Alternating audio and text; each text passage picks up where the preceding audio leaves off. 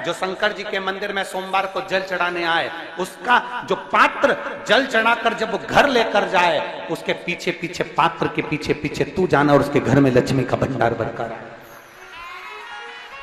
लक्ष्मी बेलपत्र के वृक्ष के नीचे तू विराजमान हो जा। उस बेलपत्र के वृक्ष के नीचे जो बुआरी लगाए, सेवा करे, चाकरी करे, एक बेटी को जैसे बड़ा करते हैं वैसे बेलपत्री के वृक्ष को जो बड़ा करे, बेलपत्री के वृक्ष का जो पालन करे, पोषण करे, उसकी संभाल करे, उस बेलपत्री के वृक्ष को जैसे जैसे वो उन्नति करे वैसे वैसे उसके घर में समृद्धि बढ़ते जाए, उसके घर में वैभव बढ़ते जाए। ये शंकर भगवान माता लक्ष्मी से करे। 2 या 3 सोमवार में, ज्यादा हमको नहीं करना है, 2-3 सोमवार भी आपने कर लिया तो कर लिया। लग रहा है कि ये बीमारी समाप्ति नहीं हो रही, पकड़ के बैठ गई, ये तो छूटी नहीं रही। डॉक्टर अपना काम करे, या कोई ऐसी बात है कि अदालत में कोई केस चल रहा है, या प्रशासनिक कोई तकलीफ आ रही है, या अपने घर में कोई व्यापार से जुड़ी हुई या कोई धन से जुड़ी हुई कोई प्रॉब्लम है और वो समाप्ति नहीं हो रही। बहुत बहुत आप लोग ये बेलपत्री इसके मध्य की जो डंडी है, इस मध्य की डंडी में चंदन लगाकर 7 दाने चावल के लेकर आप जब द्वार में से मंदिर के अंदर प्रवेश करते हैं, जैसे ये मंदिर का मुख्य द्वार है, मुख्य द्वार से मतलब शंकर जी को जब जल चढ़ाने के लिए हम लोग अंदर जाते हैं,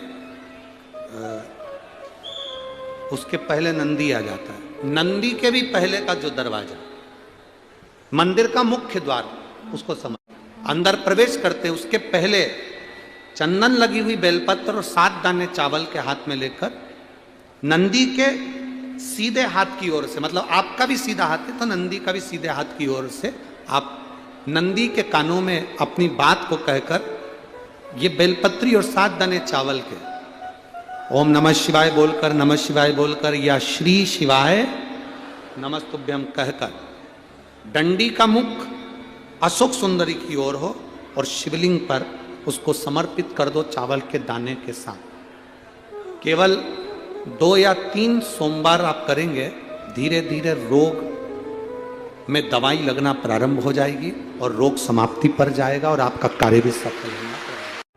5 दुर्वा, 5 पुष्प और 5 लोटा जल, 5 बेलपत्र के साथ, 5 पुष्प के साथ, 5 दुर्वा के साथ, लोटा जल।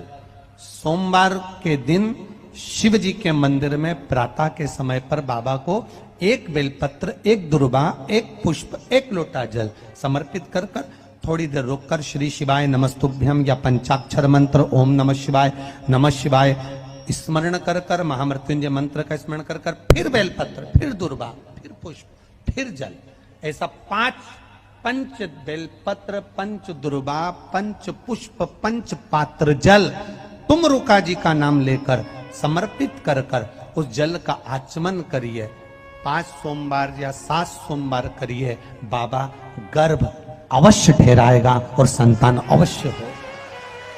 तुम रुका जी के नाम का स्मरण ही जीव का आनंद दे जाता है। आरती होने के बाद में कर्पूर गौरम जब हम गाते हैं और उसमें कपूर को अग्नि में डालते हैं, कपूर को अग्नि में दिया जाता है। आपको सबको कथा में हमने पहले भी वर्णन किया कि कपूर किसका प्रतीक है। जो आरती के बाद में कपूर लगाया जाता है वो किसका प्रतीक है। यदि आपने पूर्व में शिव पुराणों को सुना होगा तो उसमें हमने वर्णन किया है। पूर्व में अश्वमेध यज्ञ होते थे। अश्वमेध यज्ञ का जो अश्व होता था वो पूरा दिग्विजय करने जाता था, फिर वो अश्व आता था और उस अश्व को अग्नि की साक्षी में दिया जाता है। अब आज का व्यक्ति तो इतने सारे अश्वमेध यज्ञ नहीं कर सकता। आज के व्यक्ति के पास टाइम भी नहीं है तो वो यज्ञ भी बड़ी मुश्किल से कर पाता है, हवन में भी बड़ी मुश्किल से बैठ पाता है। अश्वमेध यज्ञ का पुण्य कैसे प्राप्त हो? तो भगवान राम जी ने अपने गुरु विश्वामित्र जी से ये पूछा था कि हमें, वशिष्ठ बाबा से पूछा था कि हमें अश्वमेध यज्ञ का फल रोज प्राप्त हो। हम अश्वमेध यज्ञ तो एक ही बार करें, पर उसका फल रोज प्राप्त हो, उसके लिए क्या करना चाहिए। तो वशिष्ठ बाबा ने, विश्वामित्र जी ने उस अश्वमेध यज्ञ के अश्व को कपूर बना दिया और उस यज्ञ कुंड में छोड़ा। तो कहा वशिष्ठ बाबा ने और विश्वामित्र जी ने, जब संसार का मनुष्य अपने घर में नित्य आरती करता है, विशेष आरती में जब कपूर की आरती करेगा तो उसको अश्वमेध यज्ञ का फल उसी क्षण प्राप्त होगा। अश्वमेध यज्ञ का फल प्राप्त करने के लिए हम रोज आरती के बाद थोड़ा सा कपूर लगा देते हैं और हम बड़े प्रेम से गाते हैं कर्पूर गौरम करुणा। अश्वमेध यज्ञ का फल हमारे सनातन धर्म में जितनी भी चीजें होती हैं कोई साधारण नहीं है। हमारा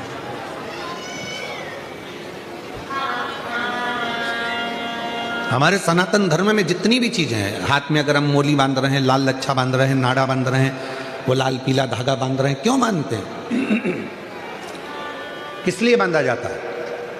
उसको बांधने का केवल एक कारण होता है कि हम किसी दूसरे के बंधन में ना पड़ जाएं, तो वो बंधन बांधा जाता है।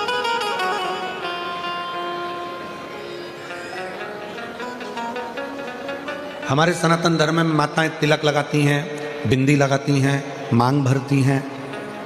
ब्रह्मांड के मध्य बिंदु में एक सूर्य रेखा होती है, सूर्य रेखा। सूर्य का रंग होता है लाल और सूर्य का रंग लाल होता है। सिंदूर, मांग में भरने वाला कुंकु लाल होता है, लाल कलर। जब माताएं अपने मांग में सिंदूर भरती हैं, लाल रंग का कुंकु या सिंदूरा मांग में भरती हैं, तो उनकी सूर्य रेखा प्रबल हो जाती है। और यदि कोई माता पढ़ी लिखी भी नहीं होती है, कुछ भी ना पढ़ी लिखी है, तो भी अपने बच्चे को पढ़ाने की सामर्थ्यता उसमें तुरंत प्रकट हो जाती है। वो पढ़ा। छोटू भाई, पहले के समय में माताएं इतनी पढ़ी नहीं होती थी। जो बुजुर्ग माताएं हैं वो इतनी पढ़ी नहीं होती, पर अपने बच्चे को ज्ञान पूरा देती, अपने बच्चे को विद्वत्ता पूरी देती, विद्वत्ता ज्ञान पूरा देती।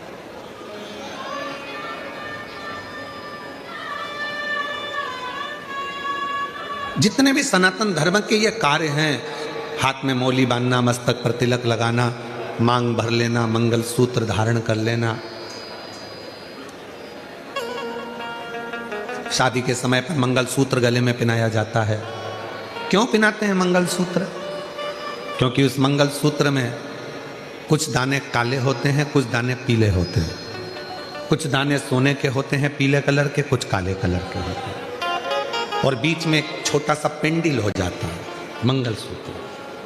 वो मंगल सूत्र शादी के मंडप में लड़का लड़की को इसलिए पहनाता है कि इस मंगल सूत्र को तुम देख लो, जैसा ये मंगल सूत्र है वैसा ही हमारा जीवन रहेगा। कुछ दिन काले रहेंगे तो कुछ दिन पीले रहेंगे, कुछ दिन सुख के रहेंगे तो कुछ दिन दुख के रहेंगे।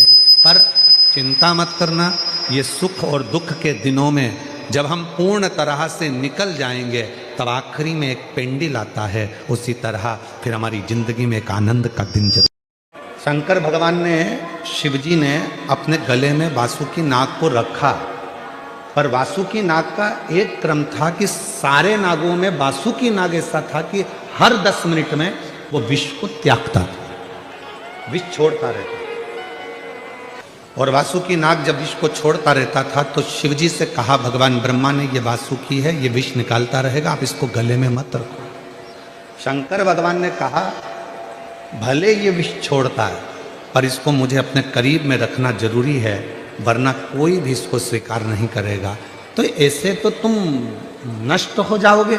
शंकर भगवान ने कहा अच्छा करने वाले को दुनिया में किसी की सामर्थ्यता नहीं है कि कभी कोई नष्ट कर दे, उसको बर्बाद कर, किसी की सामर्थ्यता नहीं है। आप अच्छा कर्म करते चलो, आप अच्छा कार्य करते चलो, आप भूखे को भोजन, प्यासे को पानी, किसी गरीब बच्चे को शिक्षा की जरूरत है उसको शिक्षा दिलाइए, किसी को चिकित्सा की जरूरत है उसको चिकित्सा दिलाइए, किसी के बच्चों का विवाह है, नहीं है उसकी इतनी सामर्थ्यता, तो मंगल विवाह करने का प्रयास करें। अच्छा ही देखेंगे तो सुख मिलेगा। एक शिव महापुराण का एक बड़ा सुंदर चरित्र आता है। एक संत, शायद तुकाराम बाबा का ये चरित्र है। एक संत स्नान कर कर वापिस आए और उनसे ईर्ष्या रखने वाला पेड़ पर पान खाकर बैठ गए। संत निकल कर आते, संत जैसे निकल कर आते और वो पान खाने वाला व्यक्ति ऊपर से बैठकर उनके ऊपर पान थूक दिया। में मुख में पान का पीक थूक खत्म हो गया। वो पेड़ पे से नीचे उतरा, संत के चरणों को प्रणाम कर कर बोला कि बाबा, इतनी बार मैं आपके ऊपर थूका, इतनी बार मैंने पान का पीक आपके ऊपर थूका, आपके मुख से एक भी अपशब्द नहीं निकला। आपने मुझे आड़ा टेढ़ा नहीं कहा, श्राप नहीं दिया, गाली नहीं दी, अपशब्द नहीं कहे। संत बोले, तू मेरे पाँव मत पकड़, मैं तेरे पाँव पकड़ता हूँ। आज तेरे इस पान थूकने के चक्कर में हमेशा गंगा एक बार नहाता था, आज 108 बार मुझे गंगा नहाने का मौका मिला।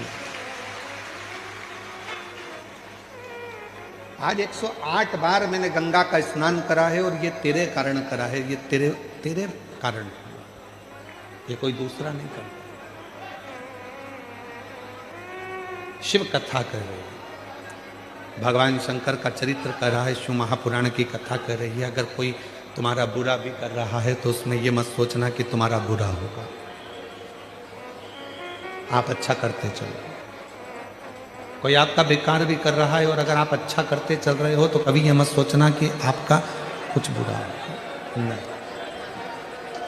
जब तुम संपूर्ण तरह से हार जाओ, लगे अब कुछ भी नहीं अपने पास में, एकदम खाली हो गए, कुछ भी नहीं बचा, तब बेलपत्र के वृक्ष के नीचे शंकर जी के मंदिर के सम्मुख में 2 दीप लगाना प्रारंभ कर दीजिए।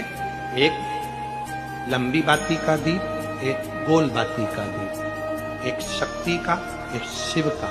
दोनों दीप घी के दोनों सामने रखो, बाबा को प्रार्थना करो। शिव मंदिर में लगाने के बाद फिर बेलपत्री के वृक्ष के नीचे जाओ। उस बेलपत्री के वृक्ष के नीचे जाना जिसकी छांव तुम्हारे ऊपर पड़े। पौधा नहीं, पौधे की छांव नहीं आ पाती अपने ऊपर, पौधा छोटा सा रहता तो उसकी छांव नहीं आती। बेलपत्र के वृक्ष की छांव में बैठकर 2 दीप लगाओ जिसकी छांव है। 2 महीना नियम ले लो, शाम के समय पर दिन भर मेहनत करूंगा, परिश्रम करूंगा, अपने व्यापार को बढ़ाऊंगा, कर्म करूंगा, मेहनत करूंगा, और शाम को प्रदोष काल में मेरे घर का कोई भी व्यक्ति जाएगा, शिव मंदिर में 2 दीप और बेलपत्र के वृक्ष के नीचे 2 दीप लगाएगा। 2 महीना इंतजार करना, मेरा बाबा हाथ पकड़कर तुम्हें ऐसा दौड़ाएगा कि शिव अपने आप करुणा कर। संपूर्ण दुख, संपूर्ण तकलीफ, संपूर्ण बीमारी, संपूर्ण कष्ट, संपूर्ण समस्या का हल करने के लिए 2 रुद्राक्षों का महत्व कहा है। बहुत सालों के बाद ये बात निकली है व्यासपीठ से। हो सकता है आप लोगों के भाग्य होंगे सूरत वासियों के, तो ये कथा में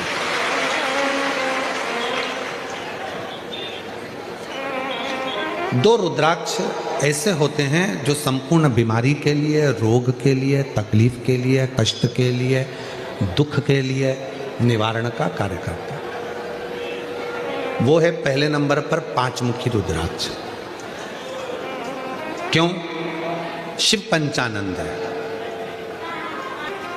अघोर मुख का मतलब है कि उनको क्रोध नहीं आता। अघोर मुख का मतलब है कि वो शांत स्वरूप है। कर्पूर घोरम करुणा तारम संसार सारम। रुद्राक्ष के 4 स्वरूप हैं, सफेद, लाल, पीला और श्याम।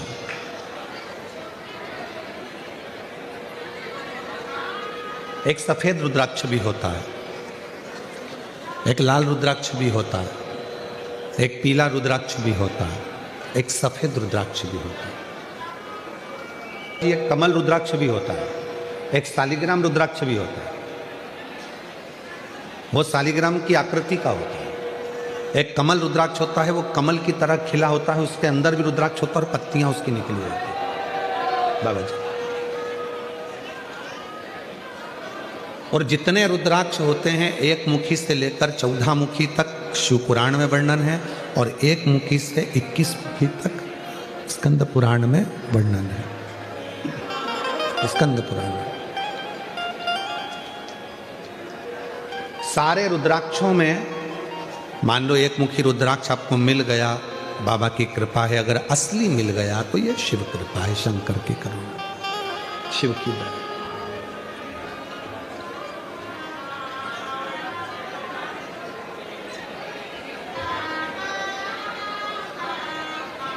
पर संपूर्ण रोग, संपूर्ण दुख, संपूर्ण तकलीफ, संपूर्ण बीमारी, संपूर्ण कष्ट, संपूर्ण समस्या का हल करने के लिए 2 रुद्राक्षों का महत्व का है। बहुत सालों के बाद ये बात निकली है व्यासपीठ से। सुख और दुख आएंगे, जिंदगी है। कभी भी याद रखना, कोई महाराज तुमको मिल जाए और कह दे कि मैं तुम्हारी जिंदगी में दुख नहीं आने दूंगा, समझ लेना पक्का बेवकूफ बना रहा। तुमसे पैसे कमाना होंगे, इसलिए वो कह रहा है कि तुम्हारी जिंदगी में दुख नहीं आने दो। भगवान राम जी की जिंदगी में दुख आया, इतने बड़े बड़े गुरु जी उनके थे। भगवान कृष्ण की जिंदगी में दुख आया, इतने बड़े बड़े गुरु जी उनकी जिंदगी में थे।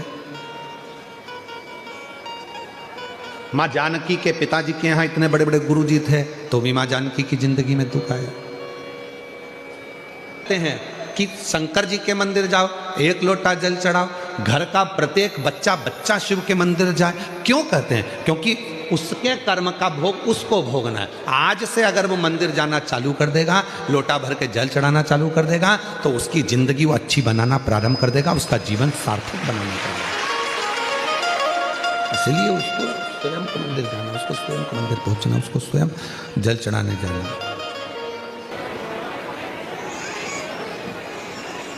2 रुद्राक्ष, एक मुखी से 14 मुखी के बीच में, एक मुखी से 21 मुखी के बीच में, 1 से 14 के बीच में, 1 से 21 के बीच में 2 रुद्राक्ष हैं। वो 2 रुद्राक्ष जो दुख को, तकलीफ को, कष्ट को, रोग को, बीमारी को, तकलीफों को मिटा दे, वो 2 रुद्राक्ष। पहले नंबर का रुद्राक्ष है कितने मुखी? जम के बोलो, 5 मुखी। और दूसरे नंबर का रुद्राक्ष का वर्णन किया गया 7 मुखी। कौन सा रुद्राक्ष? 7। पहला है 5 मुखी, दूसरा है 7 मुखी। ये दोनों भगवान पंचमुखी जो रुद्राक्ष है, उसमें से एक शिवजी का मुख है अघोर मुख। अघोर मुख,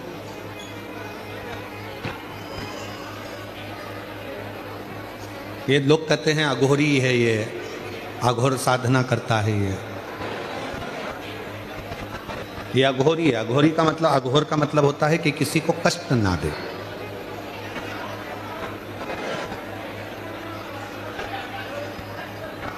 सच्चा यदि कोई संत होगा, सच्चा यदि कोई गुरु होगा, सच्चा यदि कोई तपस्वी होगा, सच्चा यदि कोई संत होगा, तो जिंदगी में कभी किसी को बद्दुआ नहीं देगा, कभी किसी को अपशब्द नहीं कहेगा, कभी किसी को ताना नहीं देगा, कभी किसी को गाली नहीं देगा, कभी आड़ा तेड़ा कहेगा ही नहीं, वो कभी किसी को अपशब्द नहीं कहेगा। सच्चा यदि है तो वो 2 रुद्राक्ष में, एक 5 मुखी, एक 7 मुखी। 5 मुखी रुद्राक्ष में एक, ये 5 मुखी जो रुद्राक्ष होते हैं, इसमें शंकर भगवान का एक अघोर मुख होता है, वो शांति का प्रतीक होता है, शांति, सहजता का। लोग कहते हैं कि अघोरी के पास मत जाना, अघोर विद्या करने वाले दूसरे का बुरा कर, ना ना ना। सच्चा अघोरी, सच्चा शंकर का भक्त, सच्चा परमात्मा का भक्त कभी किसी का बुरा करता ही नहीं। कि रुद्राक्ष पहनकर क्या हम हॉस्पिटल में नहीं जा सकते, रुद्राक्ष पहनकर क्या किसी के यहाँ पर चले गए, मरण में चले गए या किसी के यहाँ चले गए तो हमारा रुद्राक्ष क्या बेकार हो जाएगा, खंडित हो जाएगा? क्या हमारा रुद्राक्ष अच्छा नहीं रहेगा? माताएं गले में धारण कर लेती है, रजस वाला धर्म आ जाता है, तो क्या हमारा रुद्राक्ष खंडित हो जाएगा? क्या हमारा रुद्राक्ष बेकार हो जाएगा? कहाँ किसी के यहाँ बच्चा हुआ, हम चले गए तो हमारा रुद्राक्ष हॉस्पिटल में गए तो बेकार हो गया, मैयत में गए तो बेकार हो गया, मरण में गए तो बेकार हो गया। रुद्राक्ष मतलब शिव, शंकर। वो अगर आपके गले में पड़ा है तो आप कितने भी अपवित्र क्यों ना हो गए तो भी वो रुद्राक्ष अपने आप आपको पवित्र कर देता है, अपने आप को पवित्रता प्रदान करता है अपने आप। माताएं कहती है हम रुद्राक्ष पहनेंगे, हमारे साथ में ये प्रॉब्लम हो जाएगी, हमारे साथ वो, अरे रुद्राक्ष धारण करा मतलब वो पवित्रता प्रदान करेगा। सोमवार को चढ़ाया गया गाय के घी से बीच वाली पत्ती पर लगा हुआ एक पत्ता,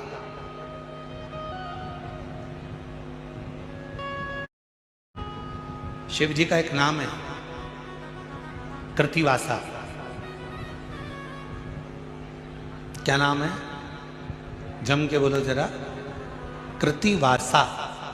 या चिलम का नशा या चरस का नशा या अन्य अन्य नशे, किसी को बहुत नशे ज़्यादा करता हो और कोई नशे से युक्त अगर व्यक्ति है, बहुत नशेला व्यक्ति है, बहुत नशे में डूबने वाला अगर कोई व्यक्ति है, तो शिव महापुराण की कथा तो यहाँ तक कहती है कि बेलपत्र के बीच वाले पत्ते पर, बेलपत्र के अगर बीच वाले पत्ते पर गौ माता का घृत, गाय के दूध से बना हुआ घी अगर बीच वाले पत्ते पर लगाकर शंकर भगवान को समर्पित करा जाए और वही पत्ते को उठाकर, उसी पत्ते को उठाकर